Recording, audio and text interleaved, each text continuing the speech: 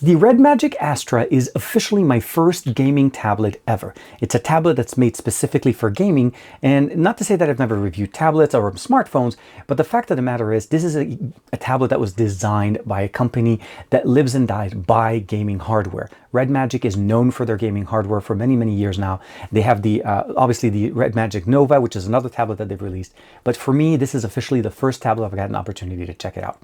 Beautiful large OLED panel, large battery, high brightness, the Snapdragon 8 Elite, up to 24 gigabytes of RAM and up to 1 terabyte of storage. So a lot of capabilities coming in a very small, portable form factor. Does it have enough to be able to stand up against all of the other options on the market right now? Well, in this review, I'm hoping to answer that question for you. This is TK and this is the REDMAGIC Astra. Let's check it out and see what makes it so special.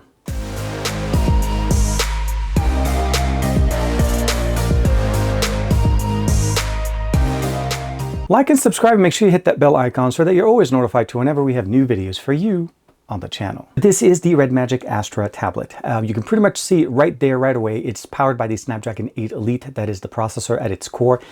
We don't have a dual camera stack here. We're going to talk about the functionalities that we have in here. In the box, we pretty much get the actual tablet. We get some stickers, the REDMAGIC stickers as usual, and a USB-C to C cable to be able to charge up the battery that we have in here.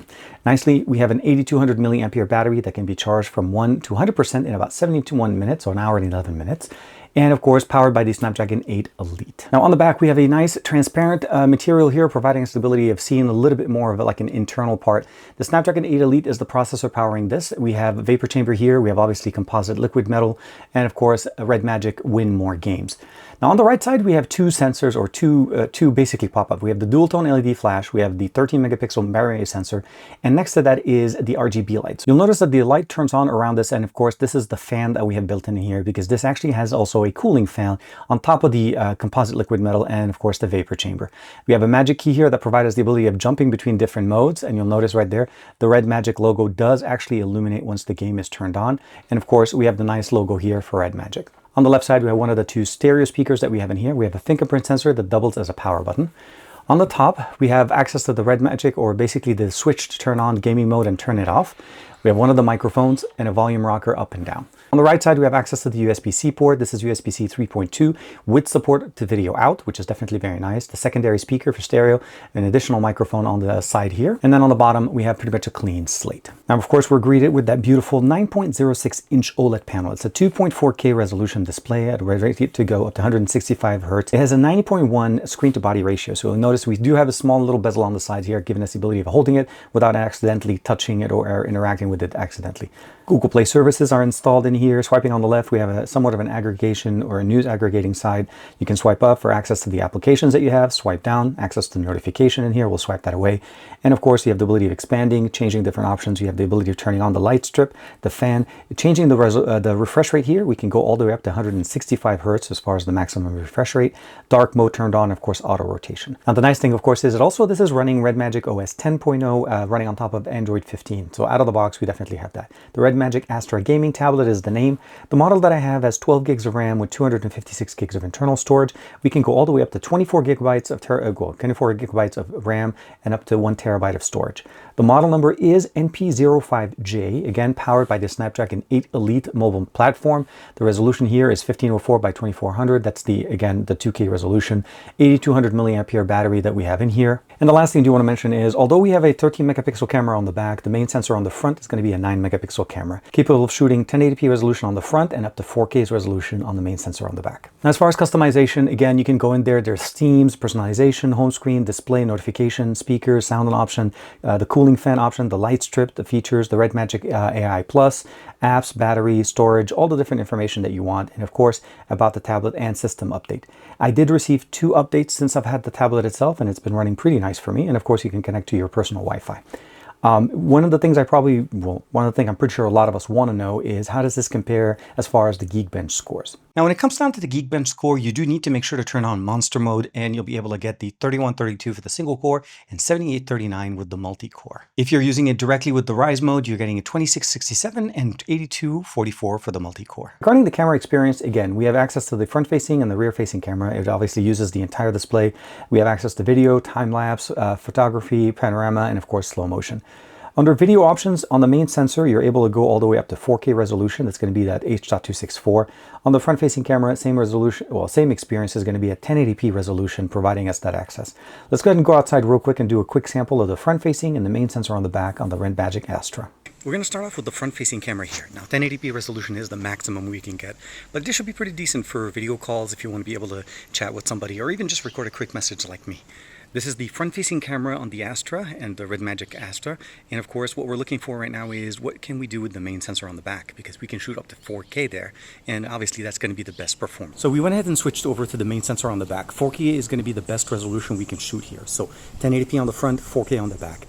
I don't seem to be able to see if there's a way of switching between 4K and 4K 60, but it seems like the dynamic range, actually it's pretty decent. Also, holding it handheld at the distance that I'm holding it, it's actually pretty decent as far as the actual framing, and I do have the anti-shake functionality turned on, which crops in a little bit on the sensor to give us more of a stable footage, so that if you're doing, let's say, a hit like this, a selfie vlog, this should be pretty decent. So the camera's on the front, 1080p maximum resolution, the camera on the back, well, camera on the front, camera on the back, can give us up to 4K. Now, to my surprise, the video and audio actually, when I did the test on this, was actually pretty decent. The audio and video were pretty clear, as well as the fact that dynamic range was actually pretty decent, so you were able to get a clear image. So the front-facing camera and the 9-megapixel camera, although it's 1080p maximum resolution, it's going to be perfect for video calls and anything that requires you to actually use the front-facing camera. And the main sensor on the back can give you that 4K resolution in case you want to be able to catch that quick clip and be able to share that directly to your favorite socials or even directly within any application within the system. Now we're going to jump in to do a quick audio test. We're going to get the speakers on 100%. This is our favorite song on the channel, Jumbo by NCS Release. We're not going to do that there. We're going to go through here and we're going to play that quick song.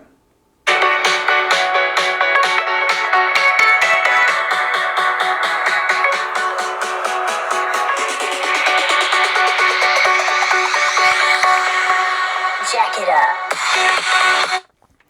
No question about the fact that this has some of the, well, one of the loudest speakers that I've seen on a unit. Now, one thing to keep in mind that the Nova does have quad speakers where the Astra only has dual speakers, so that's something to keep in mind. And the Nova also carries an LCD panel as opposed to what we get here with an OLED panel, and we have also bigger storage capacities as far as the option that we have here with the Astra. But as far as the audio, it definitely sounds really, really good. And one of the things I also want to mention is that REDMAGIC, at the same time as launching this tablet, are launching a few accessories.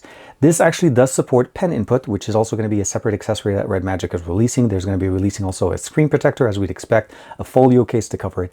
But they're also going to be releasing a gamepad that's going to be using, or basically optimizing the game to when we want to jump into the game system in here. And this gives us access to the game space. Now, you'll notice out of the box, there's different applications in here installed, and as you select them, you're able to change and customize the experience. But the main thing here is you'll see all of the installed apps that are compatible in here. And if you don't see it in here, you can go directly in there and add it if it's a compatible application, if it's not a system application. The other thing that you're also able to do is customize the area. So I was able to put Geekbench in here to be able to run it. That's the Geekbench score that we got a chance to take a look at. You're able to customize a few different options in here, logging in with your profile, settings, clearing, starting the application, or even going into Superbase here and then be able to customize the area from Graphity X, a plugin library, the different options in here, multi-screen sharing, a lot of nice things in here that are very, very nice. Also, you have the ability of turning on and turning off the fan. That is by definition either an auto on or auto off. Sound, of course, the ability of changing the display here. You can go in and customize the area here. And once you're ready to go in, you're able to actually jump into a game. Obviously, we'll see here the percentage of the battery, your profile. You're able to customize that and then go back in here. An example, we're going to go in real quick. We're going to jump into Call of Duty Mobile. I'm going to reduce this here and I'm going to say Start Game. It's going to take us directly into the game. It's going to launch the game space in here. And as you can see here, it's releasing RAM. I do have the information bar at the top showing us the frame rate and as I'm playing. And if I want to access the game customizations, swiping on the right twice gives us access to it. By definition, this is literally, I mean, you could see here, it takes over the screen. You don't need to keep this on, but it gives us access to a whole bunch of different things. I can customize the refresh rate to be as maximum or as little as I want. Let's go ahead and go back in here. Swipe one more time. I can go here and see the information. That's that bar that we have at the top. We also have the ability of using charge bypass, which is absolutely fantastic if you want to be able to play games and use the tablet at the same time without charging it, which means you'll get longer play time, cooler temperatures since we're not charging the battery, and essentially you're using external power to power the actual game system. And if you do end up picking up the REDMAGIC gamepad, this is also where you'll be able to activate it. Now, I will say this before we get too far, I do want to talk a little bit about the placement of the USB-C port on this unit. Now, typically, most devices that I've reviewed in the past, the USB-C port has always been basically centered. And because we have stereo speakers, not quad speakers, the speakers are sitting in the center to provide us the best audio experience. And that unfortunately means that the USB-C port is going to be kind of ever so slightly pushed upwards. So USB-C is positioned here, and then I'll explain to you why. When you're playing games and you're playing or enjoying your games on your tablet, number one problem on that is that the USB-C port ends up being where my hand is. You'll notice this is typically where it is. So you end up having to lower your hand and you're holding it up and makes it very top heavy. Moving the USB-C port slightly upwards, putting the speaker there, A, provides the speaker the ability of basically kind of echoing off my palm, making it louder. And B, I can run the cable at the top without having that interfere with me holding the tablet in this nice configuration. So this is actually a very functional option. It may look like it's off, but we are going to talk about the fact that this actually does somewhat have an interesting approach when you're using game controllers with this. Now, currently the gamepad that REDMAGIC made is not available for this tablet. So I've been using the Kishi V3 Pro and the V3 Pro XL. The XL is intended for tablets or larger tablets.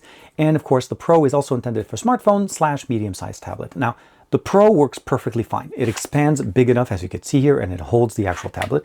And of course, if I want to use the XL, let's say you do already own the XL, this is going to work perfectly. It does assign, it's pretty much the base size of it without expanding. Although, just a reference, the XL does expand a lot more to adapt to larger tablets. That provides me the ability of customizing the experience, and here we also are able to use devices with cases in them. And then for the most part, you're ready to go. It gives us protection and raises it up there and provides better air ventilation for it. Also, the V3 Pro and the Pro XL both have built-in battery and has the ability of running not only a headphone jack, but also a USB-C port to not only charge the tablet, but also charge the battery on the controller for whenever we want to use it. And as you can see here, it recognizes it, it's connected, and we're able to jump in directly into the Nexus. This is the launcher, and it actually works pretty nicely. It is somewhat bottom heavy, but whenever you put it on the table, it actually sits very nicely, so there's no issues there. Gaming, absolutely fantastic. You get access to the full display. You no longer have to put your hands on it. The stereo speakers are not blocked. There's separators in here. You can definitely see the spacing in here, and you're able to still get beautiful sound. Also, the ability of customizing the experience based on per game basis. And also with this one, now I have the ability of using a wired headphones if you want to use that. Customizable triggers all around makes this very, very nice, very functional and easy to play with. And again, it's just going to take it to the next level. Once REDMAGIC does have their own, we'll definitely be able to check that out. You just need to align it a little bit here. And again, it's been taking the gaming experience to the next level for me. I did mention to you guys the optimizations that were done in here from PUBG Mobile, Genshin Impact, or even Call of Duty Mobile. Able to go all the way up ultra with medium graphic settings on here, and that gives us the 120 frames per second gaming experience that is basically consistent throughout. And what I love about it is, even if you're using it by hand, you're getting great sound. You're using it with the controller, sounds great. And of course, if you want to be able to project it, you can also project this onto a screen and use the display here. And when you are projecting, you're able to basically use the M-Pad or M-Joy in here. And that essentially is an on-screen display gamepad to be able to use the display as a gamepad when you're projecting. So combine that with the charge bypass, and you're definitely going to be able to play for an extended amount of time and while keeping it cool. Now, as far as cooling and what we get in here, we talked about the fact that we have a vapor chamber. We also talked about the fact that we have a cooling fan that does exhaust essentially to the right side of the unit. So closer to the USB-C port when you're holding it, there's a little bit of air exhaustion in here. Of course, it's going to provide us some of the best experiences when it comes down to cooling. And because the actual unit itself is so large, and because most of the time you're holding it on the sides, we never feel the heat. Even though it does get a little bit warm whenever you're playing for an extended amount of time, like, you know, Call of Duty Mobile, PUBG for like at least 30 to 40 minutes, this has no problem. It's rated to go up to 5.5 hours of gaming when you're using it in full charge, basically. So full charge, about 5.5 hours of gaming and up to 30 hours of video playback if you're just using it on Wi-Fi.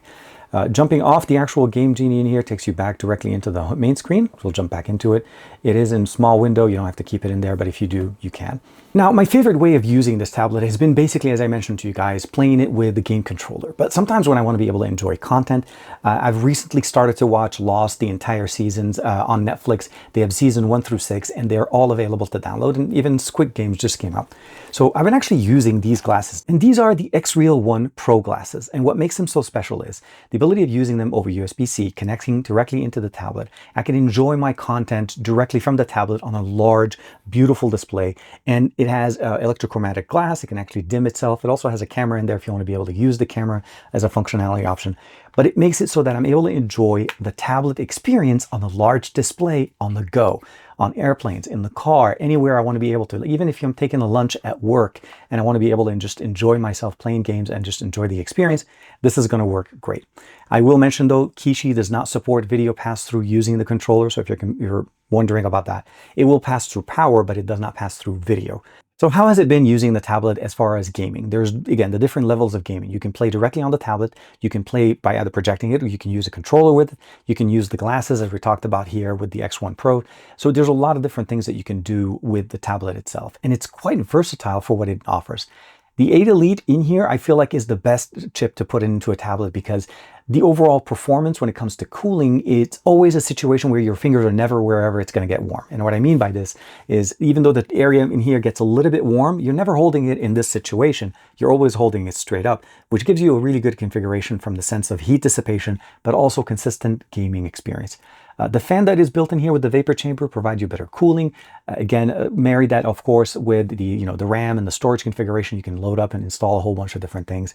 For me, I also did install Nexus, as you saw there with the V3 Pro, but I also leveraged that to be able to play GeForce Now games, which are more desktop-style PC games, which run at a much higher quality, higher refresh rate. They are streaming, but the tablet handled it very nicely. And of course, the V3 Pro works really nice with it. So when we want to be able to play desktop class games on a tablet on the go, GeForce Now definitely does the job very, very nicely. And again, the tablet doesn't have any problems handling that. The Wi-Fi connectivity is very strong. Wired connection as far as, again, charging from 0 to 171 minutes, it's not going to be an issue at all. I've enjoyed using this. I'm still going to be enjoying this. You're seeing this, me using this while I'm traveling, using it on a plane, using it at a hotel, just sitting around, or even just, again, if you want to be able to consume content, like burning through Lost Season 1 through 6 in there, it's not going to be an issue. A lot of storage, unfortunately, no expandable storage. I would have loved to see that. And of course, no LTE connectivity. You do need to have Wi-Fi connected to this. And it does everything that you're intending for it very nicely.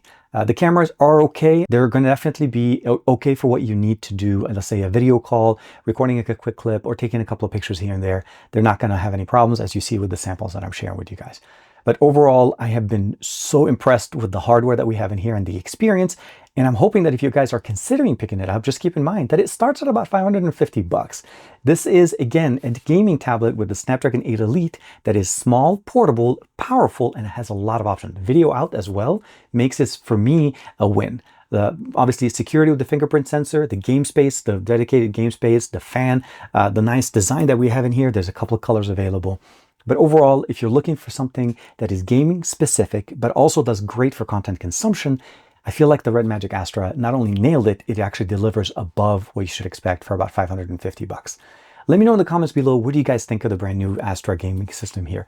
And I say that because it is truly a gaming system. Once you start setting it up and you understand all the different options, it has so many configurations, it feels like a gaming system more than a gaming tablet.